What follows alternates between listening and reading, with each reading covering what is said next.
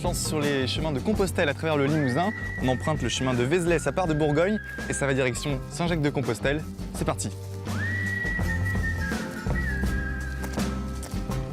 Et de Crozant, nous partons en direction de Limoges avec deux membres de l'association des Amis de Saint-Jacques, de Limousin-Périgord. Hélène et Gérard Vezin, bonjour. Bonjour. C'est par où? Dites-moi. Eh bien, on va vous montrer le chemin. Eh ben, on y va. Suivez-nous.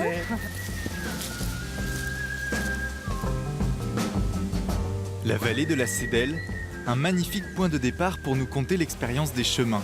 Et quelle expérience! 18 000 km au compteur en 12 ans. Leur premier pèlerinage, c'était la voie limousine. Notre meilleur chemin, ça a été le premier, parce que c'est toujours l'inconnu. Et le fait d'arriver à Saint-Jacques, c'est vraiment ça ne se raconte pas, ça se vit. Et puis depuis, ma foi, c'est devenu une drogue. Le chemin est à tous, mais chacun y fait le sien. Marcher change les habitudes, même à la retraite. La sobriété, c'est le retour, disons, à la vie, mais vraiment basique. Et puis qu'on n'a plus besoin de toute cette, de s'encombrer de choses matérielles et tout ça. Ça nous apprend aussi dans la vie de tous les jours d'adopter cette façon de vivre aussi, hein, voilà.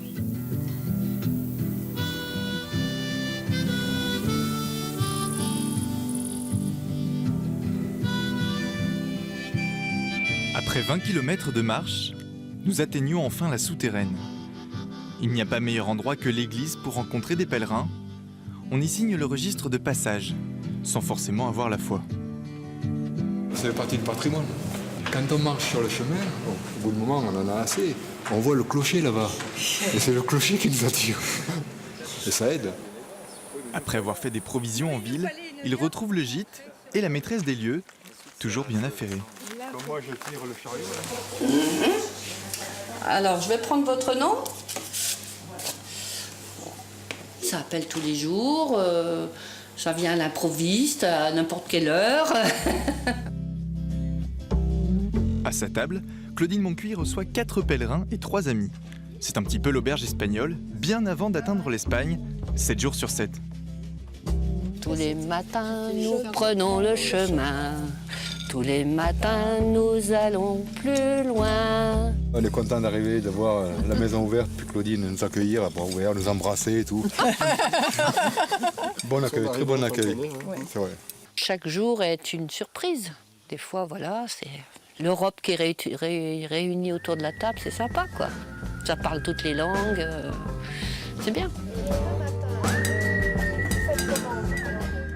D'ordinaire, le pèlerin se couche tôt. Ce soir, la nuit sera courte, la convivialité y est pour quelque chose.